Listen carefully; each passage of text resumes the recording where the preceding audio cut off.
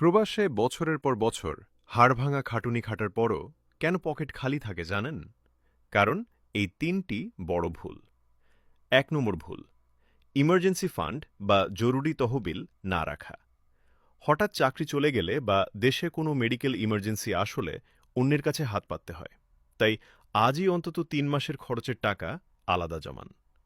২ নম্বর ভুল, আয়ের আগেই ব্যয়ের হিসাব করা। বেতন পাওয়ার পর আগে ইচ্ছামতো খরচ করা এবং পরে যা থাকে তা জমানোর চেষ্টা করা সবচেয়ে বড় বোকামি। নিয়ম হলো আগে সঞ্চয়, তারপর ব্যয়। ৩ নম্বর ভুল, টাকা শুধু অনুৎপাদনশীল খাতে পাঠানো। দেশে শুধু জমি কেনা বা বাড়ি বানানোর পেছনে সব টাকা ঢালবেন না। এমন জায়গায় বিনিয়োগ করুন যেখান থেকে প্রতি মাসে আপনার কিছু লাভ বা প্যাসিভ ইনকাম আসবে। ভিডিওটি যদি ভালো লেগে থাকে বন্ধুরা, তাহলে লাইক, শেয়ার ও কমেন্টস করতে ভুলবেন না। ভবিষ্যতে এরকম আরও ভালো ভালো ভিডিও পেতে আমাদের চ্যানেলটি সাবস্ক্রাইব করে ফলো করে রাখুন।